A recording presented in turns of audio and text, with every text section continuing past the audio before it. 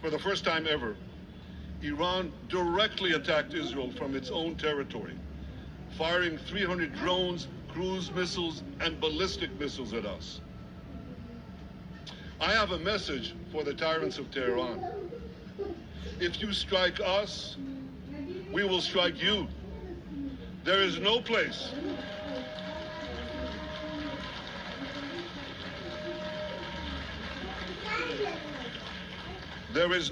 in Iran that the long arm of Israel cannot reach. And that's true of the entire Middle East. Far from being lambs led to the slaughter, Israel's soldiers have fought back with incredible courage and with heroic sacrifice. And I have another message for this assembly and for the world outside this hall. We are winning.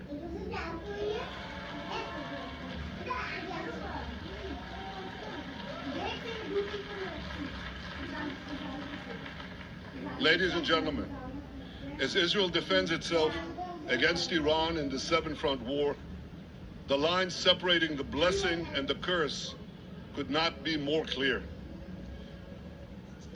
This is the map I presented here last year. It's a map of a blessing. It shows Israel and its Arab partners forming a land bridge connecting Asia and Europe between the Indian Ocean and the Mediterranean Sea. Across this bridge, we will lay rail lines, energy pipelines, fiber optic cables, and this will serve the betterment of 2 billion people. Now look at this second map. It's a map. Look at the second map. It's a map of a curse. It's a map of an arc of terror that Iran has created and imposed from the Indian Ocean to the Mediterranean. Iran's malignant arc has shut down international waterways. It cuts off trade. It destroys millions, destroys nations from within, and inflicts misery on millions. On the one hand, a bright blessing, a future of hope. On the other hand, a dark future of despair. And if you think this dark map is only a curse for Israel, if you think that, then you should think again. Because Iran's aggression, if it's not checked, will endanger every single country in the Middle East and many, many countries in the rest of the world. Because Iran seeks to impose its radicalism well beyond the Middle East. That's why it funds terror networks on 5 continents.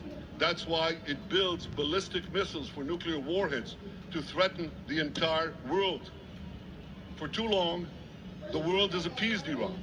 It turns a blind eye to its internal repression. It turns a blind eye to its external aggression. Well, that appeasement must end.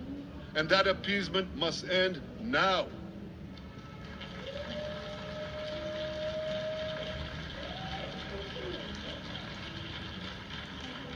Nations of the world should support the brave people of Iran who want to rid themselves of this evil regime.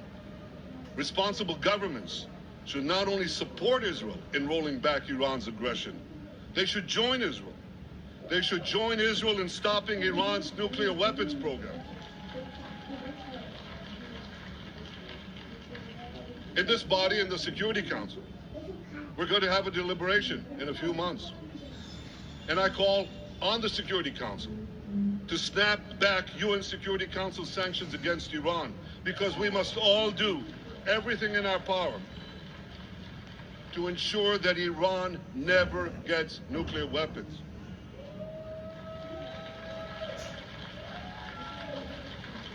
For decades, I've been warning the world against Iran's nuclear program.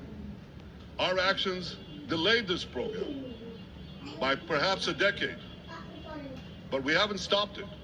We've delayed it, but we haven't stopped it. Iran now seeks to weaponize its nuclear program for the sake of the peace and security of all your countries. For the sake of the peace and security of the entire world, We must not let that happen. And I assure you, Israel will do everything in its power to make sure it doesn't happen.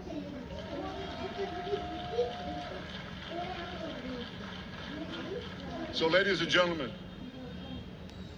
the question before us is simple. Which of these two maps that I showed you will shape our future?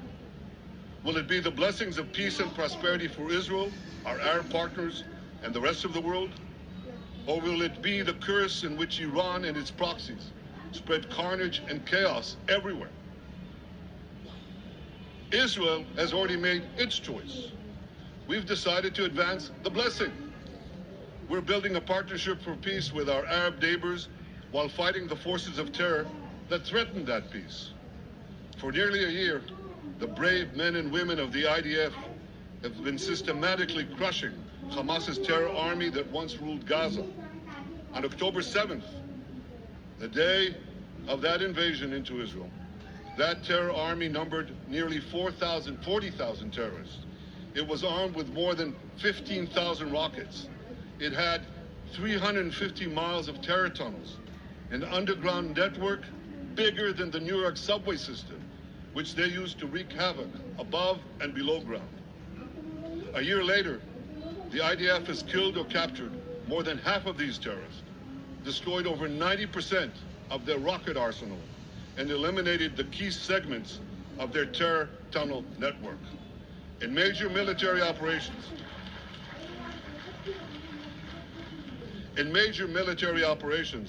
we destroyed nearly all of Hamas's terror battalions, 23 out of 24 battalions. Now, to complete our victory, we are focused on mopping up Hamas's remaining fighting capabilities. We are taking out senior terrorist commanders and destroying remaining terrorist infrastructure. But all the while, and I'll say this one more time, we remain focused on our sacred mission, bringing our hostages home. And we will not stop until that mission is complete. Now, ladies and gentlemen, even with Hamas's greatly diminished military capability, the terrorists still exercise some governing power in Gaza by stealing the food that we enable aid agencies to bring into Gaza. Hamas steals the food, and then they hike the prices. They feed their bellies, and then they fill their coffers with money that they extort from their own people. They sell the stolen food at exorbitant prices. And that's how they stay in power. Well, this too has to end, and we're working to bring it to an end.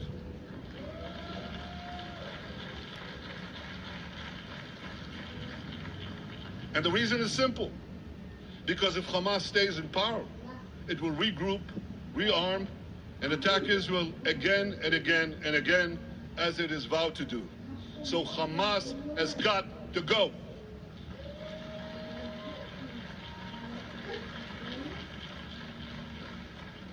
Just imagine, for those who say, well, Hamas has to stay, it has to be part of a post-war Gaza, imagine in a post-war situation in World War II, imagine allowing the defeated Nazis in 1945 to rebuild Germany. It's inconceivable, it's ridiculous. It didn't happen then, it's not going to happen now.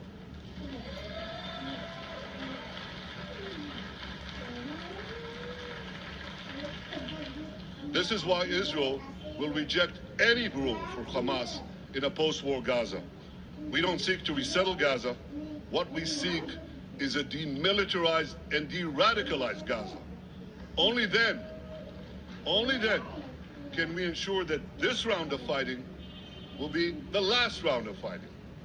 We are ready to work with regional and other partners to support a local civilian administration in Gaza committed to peaceful coexistence. As for the hostages, I have a message for the Hamas captors. Let them go. Let them go. All of them. Those alive today must be returned alive. And the remains of those whom you brutally killed must be returned to their families. Those families here with us today and others in Israel deserve to have a resting place for their loved ones, a place where they can grieve and remember them.